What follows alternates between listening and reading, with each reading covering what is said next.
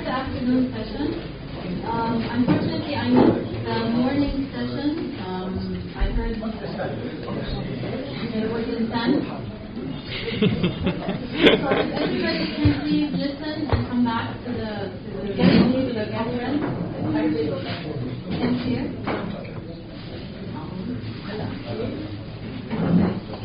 Okay, so we're going to have a short panel this afternoon. We have two speakers, and what I'll do is I'll introduce our first speaker who will take the floor, and then introduce our second speaker, and then we'll have 20 minutes of discussion at the end of the session.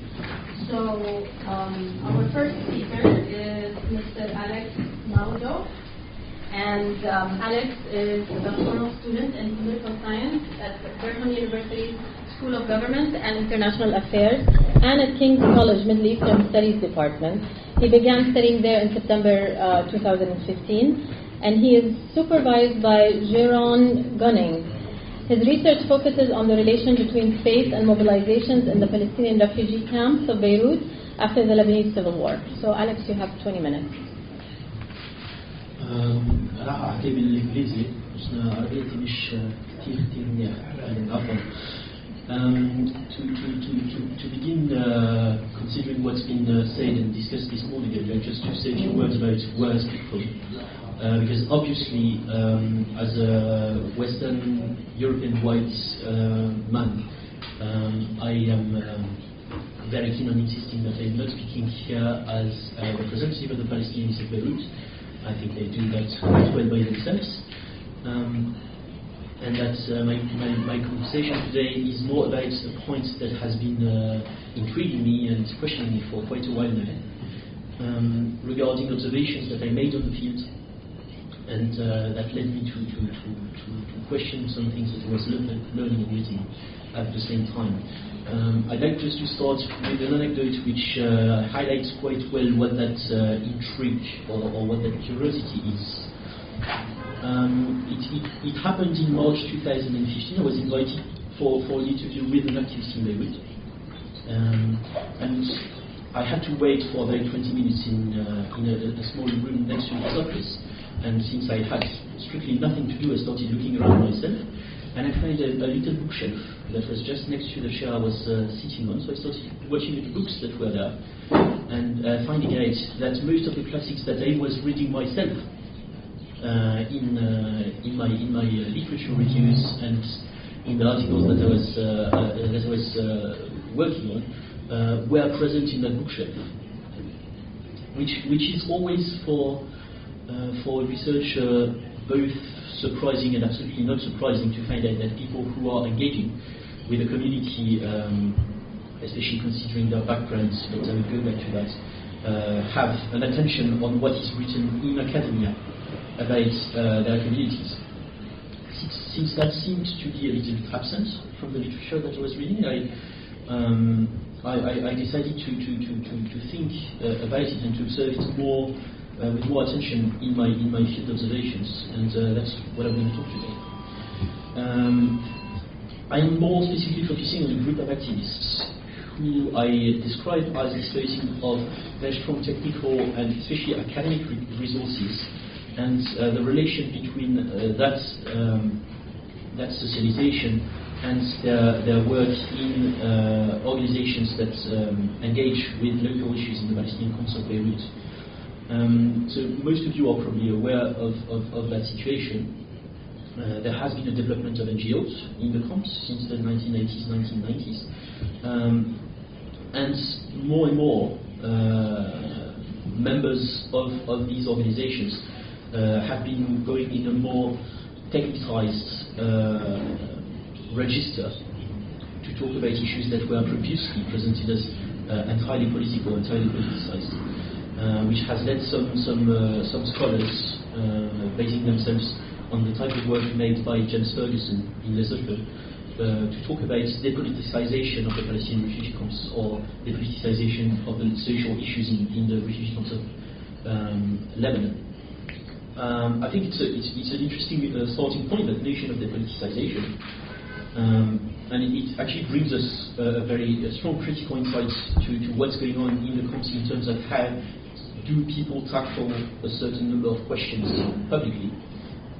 I do yet think that what may have been missing, let's say beyond a general description of the rise of an international normalized neoliberal or so-called neoliberal, that depends on what your take on the question is, ideology in the NGOs, both in Lebanon and internationally.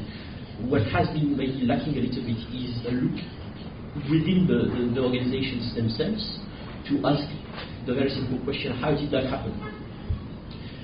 Ideologies don't walk by themselves in the street usually; they are carried by people, and that was a perspective which I got from a set of works that have been done in the anthropology of NGOs in France by especially one researcher whose name is Sylvain Lefebvre, and who says the following, as the only quote I'm going to make, I swear. He says, far from a synchronic mental and hegemonic so-called cultural revolution, we see a managerial common sense coming to the associations through the progressive and completely contested implementation of specific practices. What does that mean? That means that the change of framing, the change of perspective on questions that were previously comprehended through an activist or politicized lens has not occurred by itself. It has occurred through conflicts and relations within the organizations. And I'm completely taking that perspective on this very specific object that I'm talking now, that I'm talking in a moment. I am going to talk about that category of persons that I defined earlier, which I call technical brokers. That may be a very bad term, but that's the best one I found, which are marked by a certain number of things. At first I had a tendency to think of them as youngsters. What I saw was that the more aged person in the organizations I was studying were having a discourse which was connected to the sort of interactions that they had in their life, such as going through a certain number of nationalist organizations, parties, and so on and so forth, while younger persons were more talking to me in their trajectories of becoming activists. They were more talking to me about being in the university, starting a career in an NGO, and then tackling such and such question. And then I started meeting persons who were absolutely not fitting that younger versus older divide, so it didn't work anymore.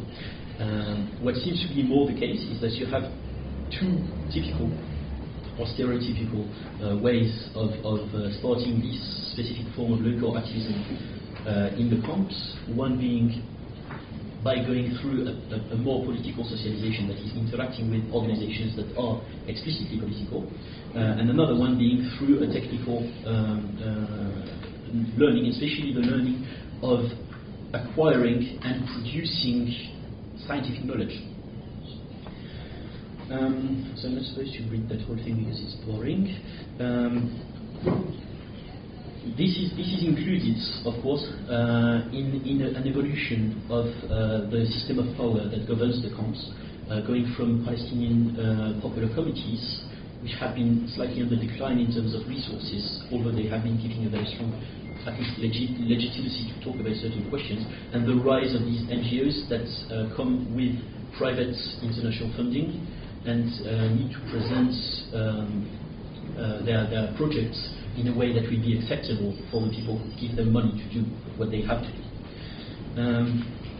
So we can indeed associate that to a withdrawal of the political. I'm more keen on calling that another way to talk about politics, because in the end the questions that we are talking about are not talked about only in terms of doing a project and that's it, but also about tackling a certain number of political issues such as corruption, misorganization, and so on and so forth.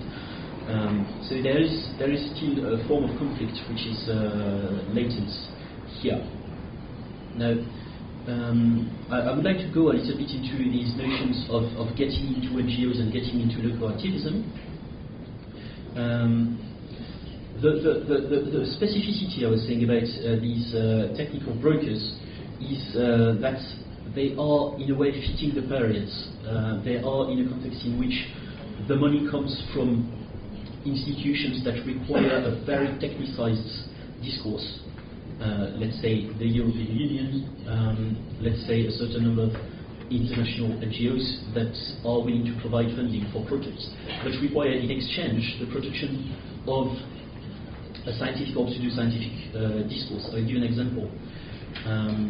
The one group that I was working with intends to solve a critical situation, which is the state of the electric networks and the distribution of electricity in the camps. Now, we could expect a certain number of narratives to be brought around that. We could say that this is to protect the community. We could say that this is to enforce a certain idea of Palestinianness, as it was apparently done when the popular communities were first started, when they started to develop the camps urbanly. What transpires is that instead you have a discourse in terms of good governance, you have a discourse in terms of development, you have a discourse in terms of efficient action, you have the meeting of a certain number of focus groups, you have interviews, statistics, and even how to call it, engineering investigations being led by certain organizations in order to produce a public problem in a specific manner, which will be fitting that funding organizations demands in terms of narratives. So the presence of these actors in that changing situation has been critical for these organizations for a very simple question, for a very simple reason, which is that it was efficient in terms of continuing to act to be able to do that.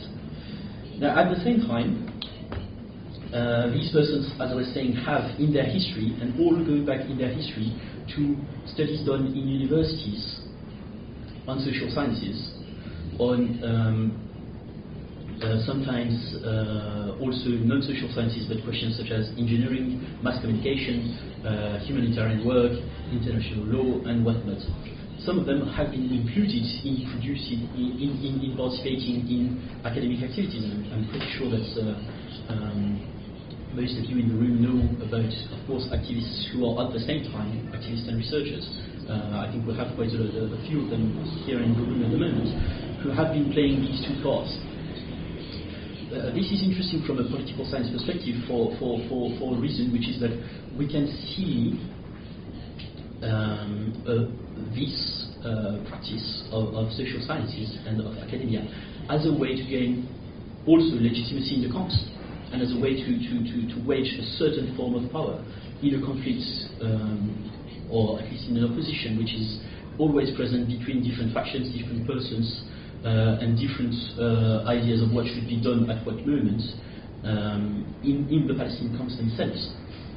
So, for instance, I have a leader of one of these groups that I was working with, who was very openly telling me in interview, we're absolutely not working on the problem of electricity because we only care about electricity. We are doing that also to show the popular committees that they have not been doing their work well, to the factions that they have not been doing their work well, and that we can do it, and that therefore they have a problem. We have a problem of democracy, we have a problem of representation, and we should work on it. So if that's not a way of doing political work, I don't know what is. Besides, a certain number of these technical brokers have also testified of trajectories of leading parties. So I can think of a typical discourse I had in one of these groups. I'm not quoting the name of the group because I'm willing to protect their anonymity, but one of these groups' members were all telling that they had left a specific political party about at the same time because of a conflict internal to that, and they were of course presenting it as we wanted to do good work. It was not possible to do good work anymore within the parties, so we decided to move our political work to another form of action. So we have here a very clear way of keeping on doing politics, without looking like we are doing politics, or doing politics in another way. A quote for I don't have it here, sorry. A quote from one of these technical brokers who is holding a PhD, works at the university, and at the same time works for a Palestinian NGO on local problems. She was describing one of the projects that they were doing, and she told me that we referred on this question to human security. That is, by the way, the title of the report, human security. The term human security was chosen because I got it in a report made on the topic of Palestine. We used a template that is used in work done all over the places in the entire world. And later on, she told me, of course, the people who are working with us are doing politics. Of course, they are participating in politics. We have some people who are telling us that's not the case. But that's all political because our entire life is political, and therefore what we are doing when we are talking about these technical questions is a form of politics. What I see that time is passing. So what I mean by that is that it is important to consider. Thank you. It's important to consider that phenomenon on, I think, two reasons. And then I will jump to the conclusions. The first reason is that we have maybe a tendency to ignore or to reject as grey literature, that sort of thing which is between journalism and research, which is not actually considered as legitimate research because it's not quoted in peer-reviewed journals, and we are tending to dismiss it as not research. If we take a broader definition of research, and I think someone was making that point earlier, we can see that there's indeed quite a lot of research being led on a daily basis in the community of the Palestinians and in the Palestinian refugee camps in Lebanon. That academics are absolutely not the sole producers of that knowledge, and that this knowledge production in the camps serves as, at the same time, a tool for science and a tool also for action. The second reason I wanted to talk about that question today is that there can be sometimes a feeling from a part of the literature at least that these people are not genuine, that they are not the real stuff, that they are destroying a form of good political activism from the good old days, which is, I think, very good and well when it comes to discussing between Palestinians about what Palestinians should be doing and how they should be talking about their issues. But as a researcher, I'm wondering, and that will be one of my 2 points for the conclusion. I wonder to what extent it doesn't go to a thing that was described by a French anthropologist called Benoît de l'Étoile, who was writing in a paper in 1997 about that tendency from researchers to pretend talking, and I'm quoting in his case, it was about Africa, to pretend to be talking on behalf of the real Africans. There can be sometimes a tendency to be willing to talk on behalf of the real Palestinians and to be taking sides without acknowledging the fact that we are taking position in something which is an internal political debate of the Palestinian society and of the refugee society. That the production of knowledge, the production of phrase, and the production of the shape taken by ideas is indeed part of the debate and part of the fight, and we are being drugged by doing that, and even by the representation of such and such activism, by focusing more on, if we focus more on the question of memory, we're taking a political stance. If we're focusing more on the question of everyday life, we're all equally taking a political stance, and it is going to give weight.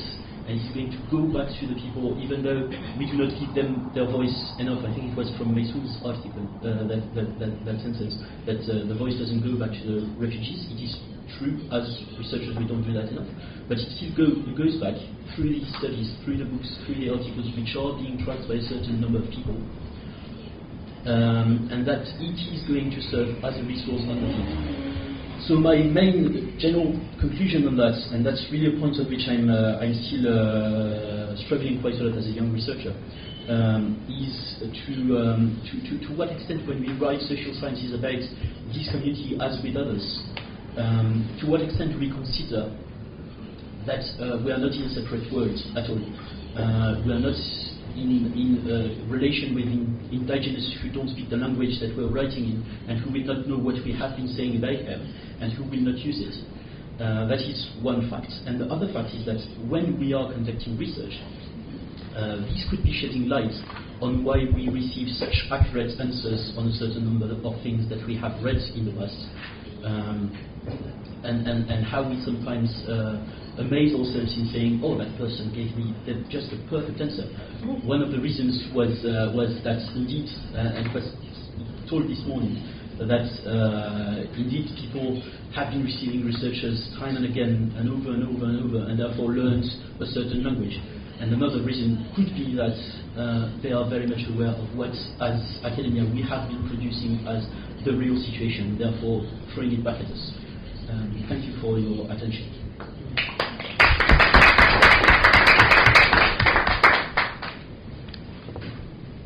Thank you, Alex. We'll leave the questions for Alex at the end as well. So our next speaker is Monica Halford, who is an assistant professor of communication arts at the Lebanese American University in Beirut. Her research focuses on the social life of information and traverses the fields of media and communication studies, cybernetics, and political geography. I don't know what cybernetics is, but maybe you can tell us. Her most recent work examines the geopolitics of copyright and data in humanitarian practice. The main geographic focus of her studies is the Arab world.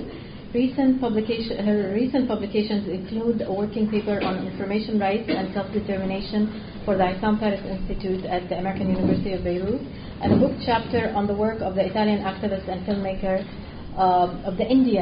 activist and filmmaker Amal Kanwar.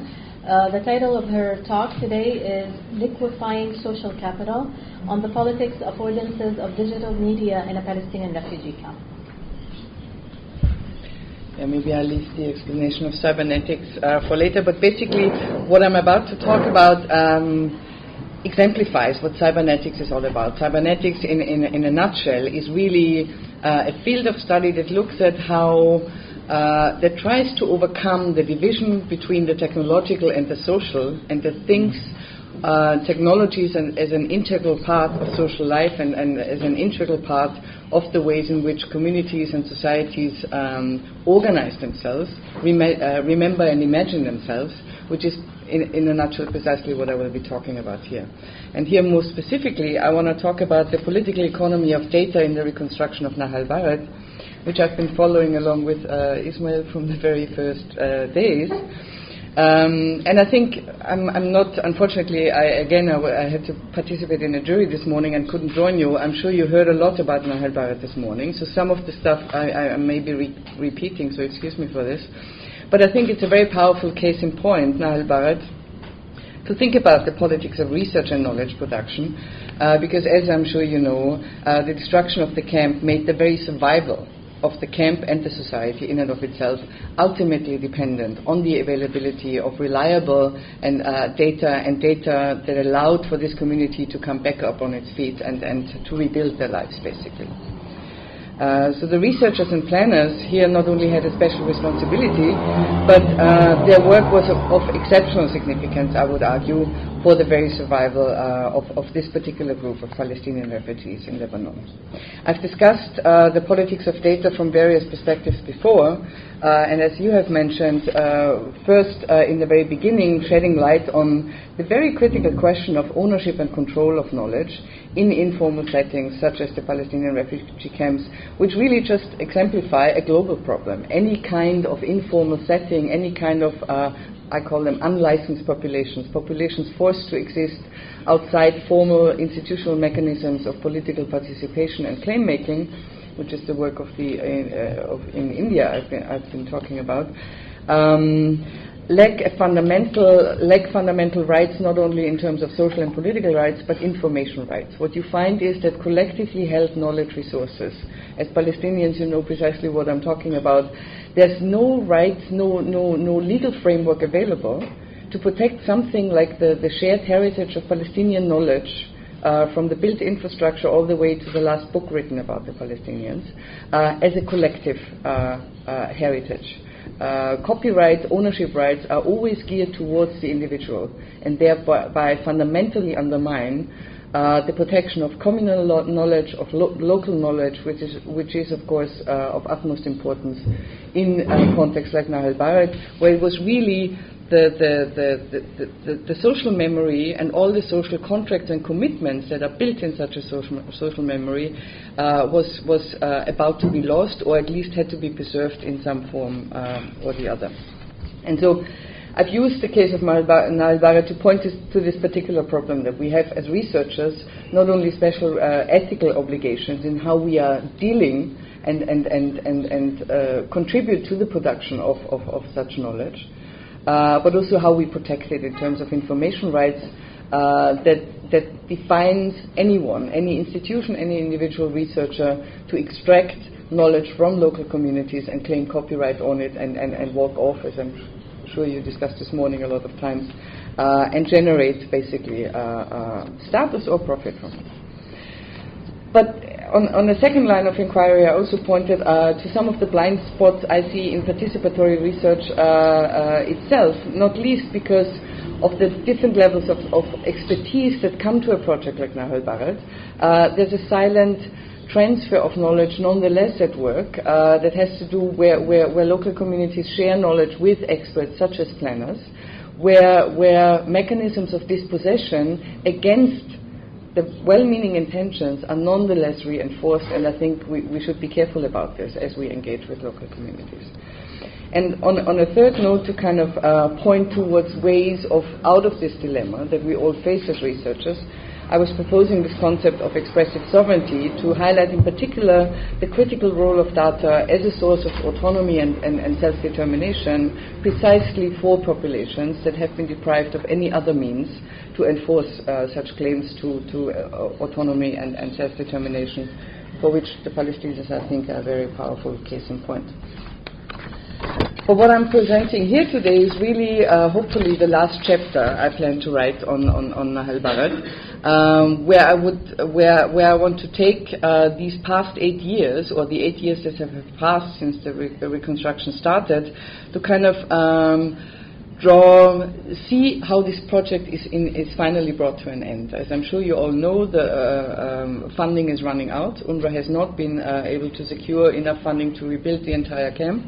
The last resources it had available are soon being spent, yet only half of the camp effectively, when it comes to refugee property, is rebuilt. So at some point in the very near future, crucial decisions will have to be made.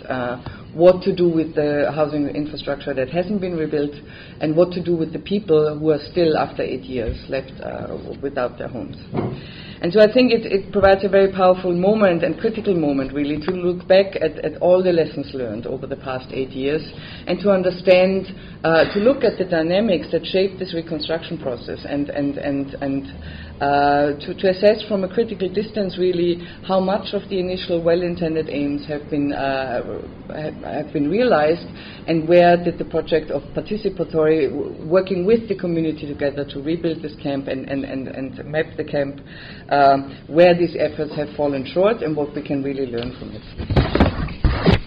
And my specific interest here this time really lies in what I call the information economy of this entire project of researching and rebuilding Nahal Barat.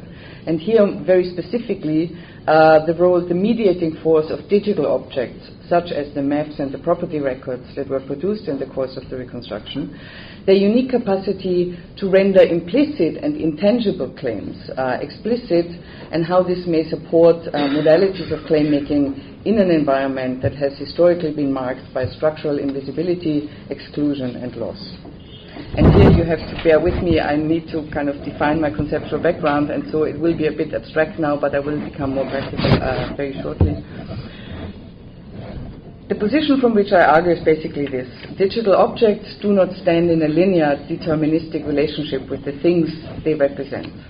They rather diffract fixed and continuous quantities. Everything we see here as a fixed object, they transform these continuous quantities into a variable assemblage of values and attributes